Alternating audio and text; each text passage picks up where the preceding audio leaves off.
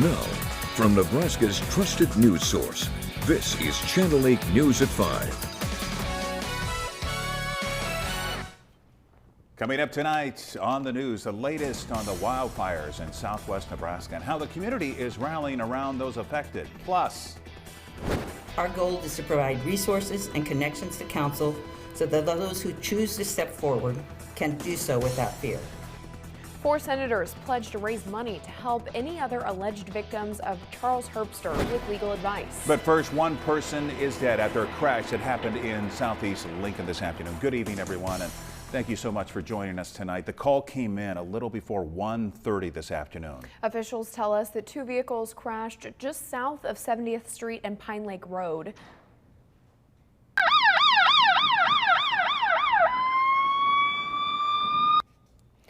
Officials closed off a big section of the road this afternoon. Again, officials say 2 vehicles collided head on. The driver of one vehicle was taken to Bryan Health West with non-life-threatening injuries. The other driver is the one who did pass away from their injuries. Officials have not released any names yet. We'll be sure to keep you updated. All 13 female Nebraska senators signed a letter supporting their colleague Julie Slama after she came forward alleging Charles Herbster sexually assaulted her. Now, 4 senators are hoping to help any other alleged victims out there. And Channel 8's Ariana Martinez spoke with these senators about why they're doing this and what help they're hoping to provide. Ariana? Yes, Senator Suzanne Geist, Joni Albright, Luann Linehan, and Rita Sanders announced they will be raising money to help any alleged victims of gubernatorial candidate Charles Herbster. They say these victims would not have to go public if they came forward, and they will help with any legal protections possible. It'd be one thing if there was one victim here. There's not one victim. There's 7 victims. They're all in their early 20s or late teens. He's clearly a predator. He doesn't go around to women in our age group who would turn around and slap him. He is a predator.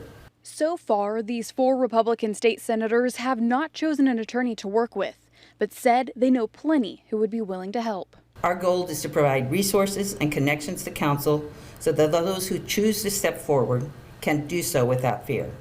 Charles Herbster's campaign manager released a statement in response to this announcement saying, "This is just another attempt by the Jim Pillen campaign and Ricketts establishment machine to sling mud at Charles W. Herbster before the May 10th primary election. All 4 senators have been financially supported by Governor Ricketts in the past and were early supporters of Jim Pillen. It is absolutely shameful that they would use such a serious matter to push a political smear campaign." On Tuesday, the Herbster campaign released a new ad targeting Governor Ricketts, Jim Pillen, and Senator Julie Slama, accusing them of working together to hurt his campaign. Clarence Thomas, then Brett Kavanaugh. Lies stacked up to ruin them.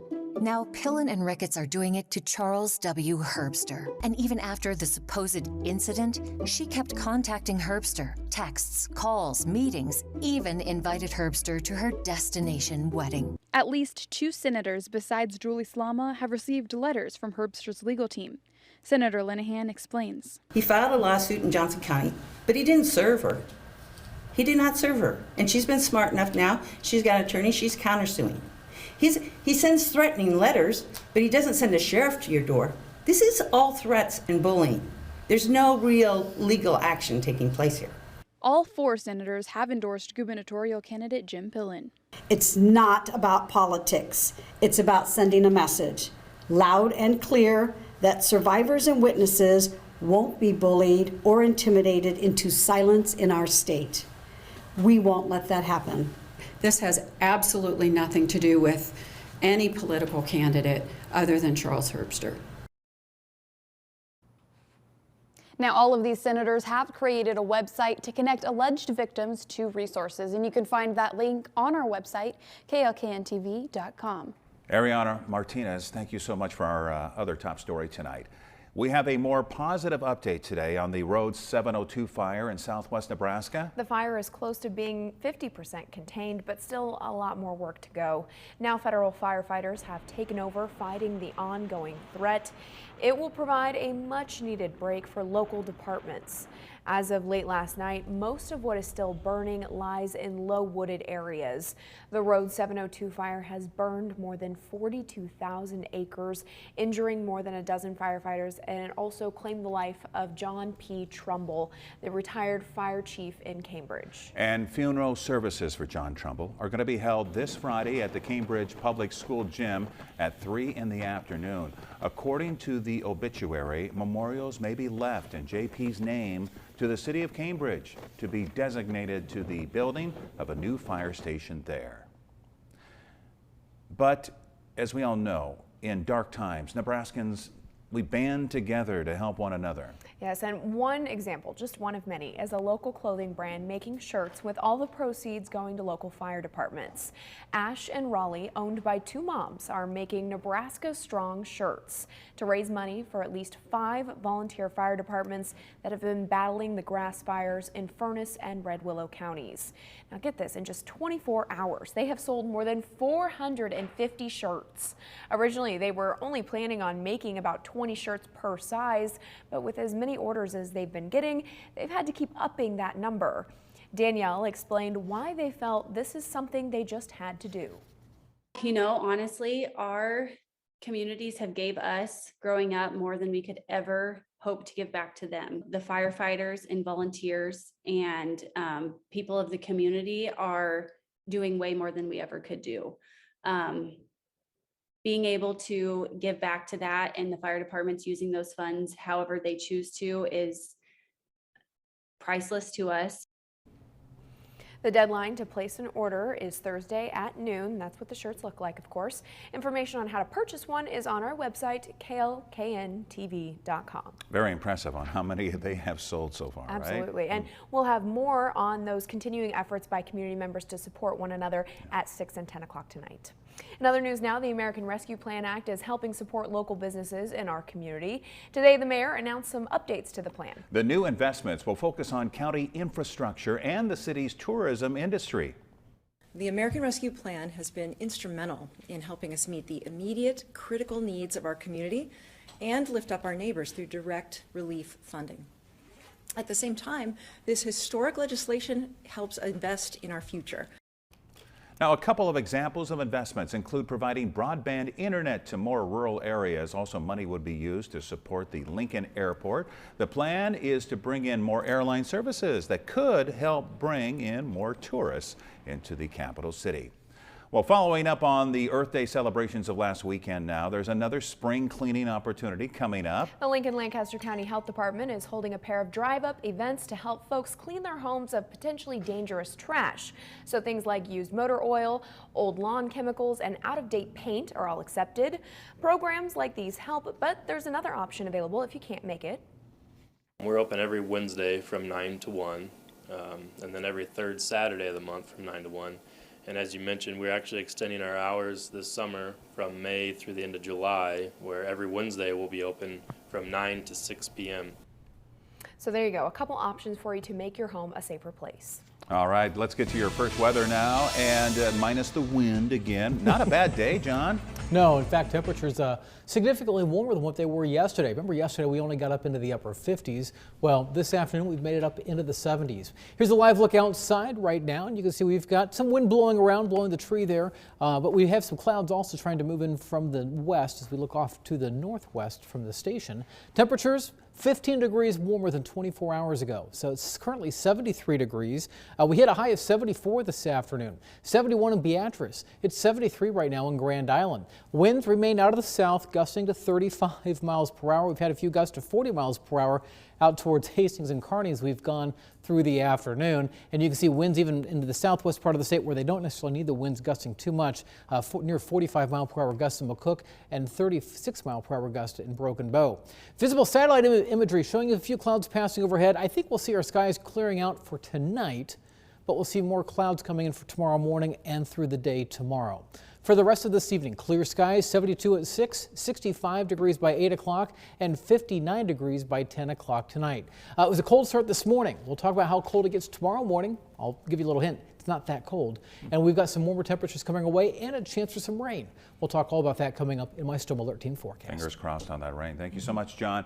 Some national news now. A shocking moment during a Little League ball game in South Carolina.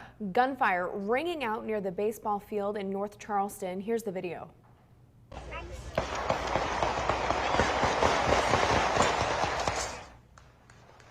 Police say they think the gunshots were an isolated event in the parking lot and not intended to harm anyone at the game. Thankfully, no one was hurt.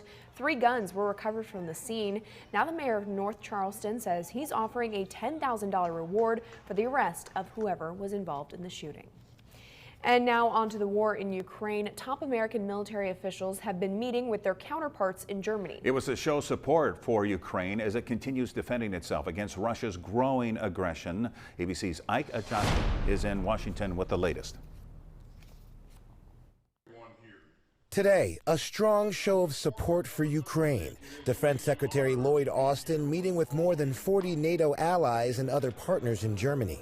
Will become a monthly contact group on Ukraine's self-defense. It comes as Russia's foreign minister Sergei Lavrov delivers a chilling message, saying there's a real risk of nuclear war and that it cannot be underestimated. It's dangerous, and any kind of rhetoric like that, I think is unhelpful. A nuclear war cannot be won by either side. Lavrov also accusing NATO of engaging in a proxy war, saying Russian troops will target weapons storage facilities in Ukraine.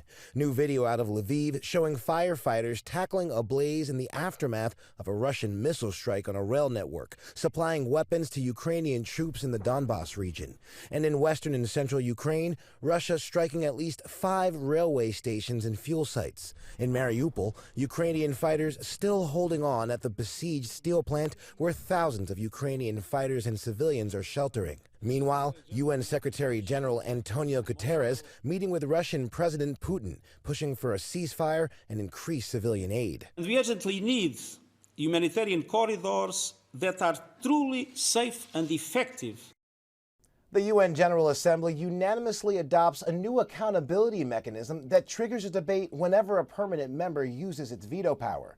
The move is meant to highlight Russia repeatedly vetoing resolutions about its own aggression. But experts warn the new rule still won't prevent permanent members from blocking resolutions they don't like. Ike Ajachi, ABC News, Washington. And coming up tonight, a stunning new look on the set of the movie Rust. We're getting a first look at body camera video, plus we'll have your full forecast. We'll be right back.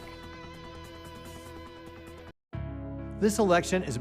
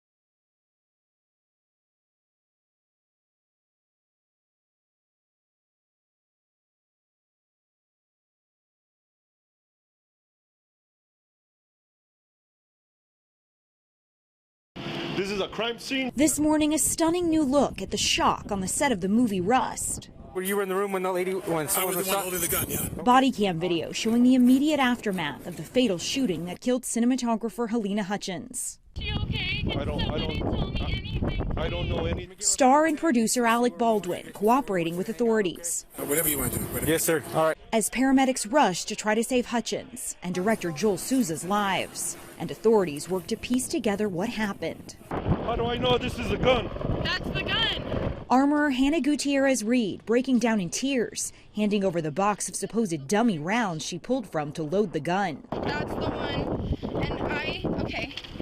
Sorry. You're okay. Sorry. Just relax. Just relax. I'm so scared. You're all right. Just relax.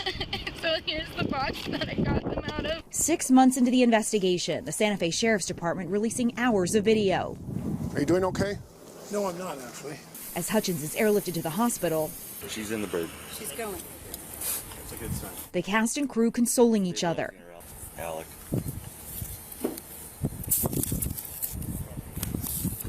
Before some are taken to the sheriff's office for questioning, including Baldwin. We're just going to go over the rights. She's going to read these to you. My only question is, am I being charged with something? No, we're just interviewing.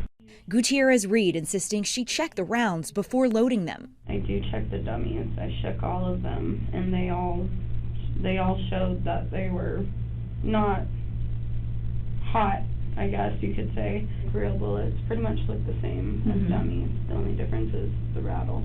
And in this blurred out video, Joel Souza in his hospital bed recalling the moment he was shot. It's okay. It was a very loud bang, and it felt like somebody kicked me in the shoulder. After removing the bullet from Souza's shoulder, the doctor turning it over to the officer. It's a big bullet, man. Within hundreds of pages of documents, logs and photos of evidence collected, including multiple suspected live rounds on set. Has anyone ever allowed live ammo on set? No one. The Hutchins family in a statement saying they were surprised by the decision of the Santa Fe County Sheriff's Office to release such a large amount of evidence, given that the investigation is still ongoing and active. The sheriff giving no explanation, but acknowledging various components of the investigation remain outstanding, including FBI firearm and ballistic forensics. And I took the gun, I'm showing him, I'm going to go like this, like this, like this. The cock and turn, bang, it went off. The first time. Okay, so it was your It was the very first time ever? that we were shooting that shot, that we were rehearsing for that shot.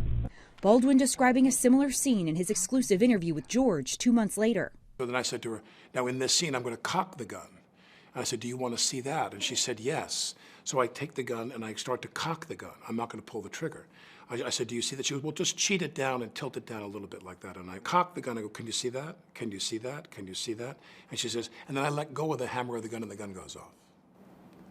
I let go of the hammer of the gun and the gun goes off. Though no video was recording the moment the gun went off, This should be the last clip. crew members showing detectives the last frames recorded as Baldwin rehearsed the gunfight scene just before it turned deadly.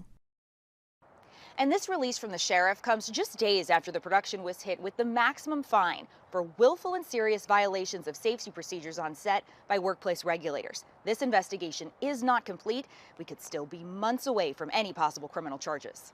Kaylee Hartung, ABC News, Los Angeles. Now, your Storm Alert Team forecast with Chief Meteorologist John Dissauer. A chilly start this morning.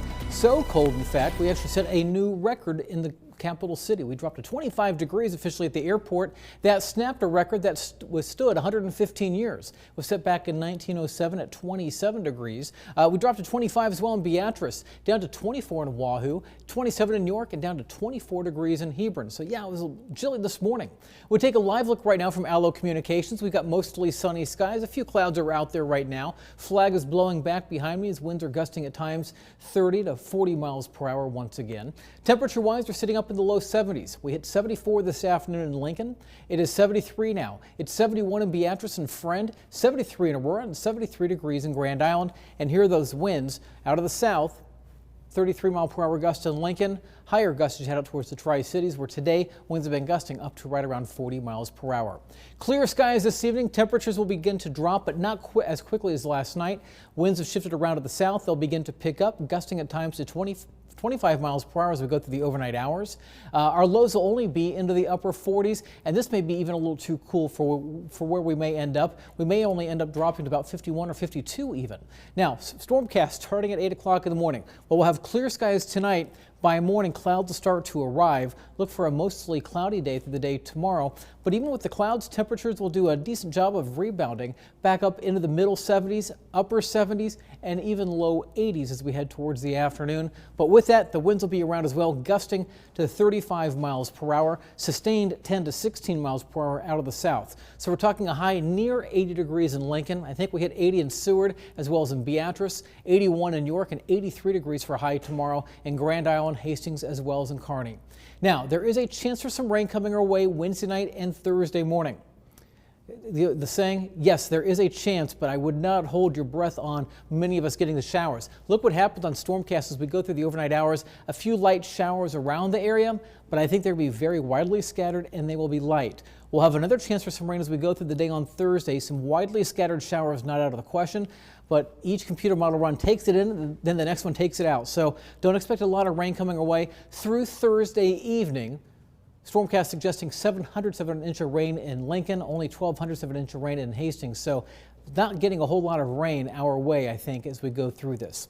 7-day forecast. Now on Thursday, again, scattered showers and thunderstorms on Friday, a high of 72. We turn a little cooler for the weekend. It'll be windy as well Friday and Saturday. 64 degrees on Sunday. Early next week, temperatures back up into the upper 60s, back into the mid 70s as we go through the day on Tuesday, and another chance for some showers coming our way perhaps next Wednesday morning, and then turning windy again with high temperatures into the 70s.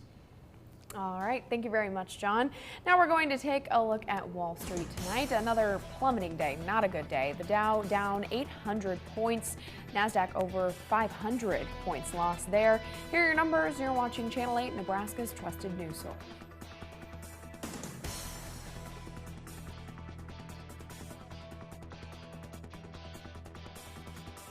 Tonight, standing united with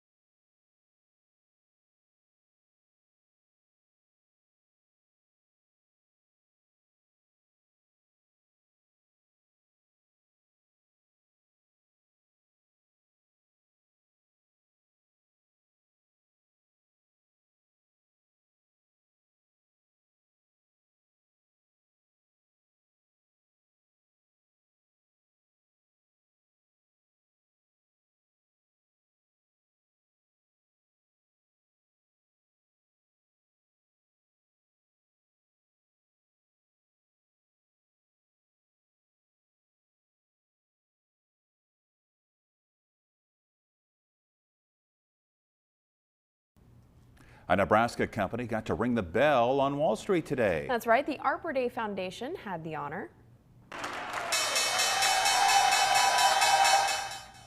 The foundation was celebrating its 50th anniversary by ringing the opening bell today. Headquartered in downtown Lincoln, the Arbor Day Foundation has grown to become the largest nonprofit membership organization dedicated to tree planting.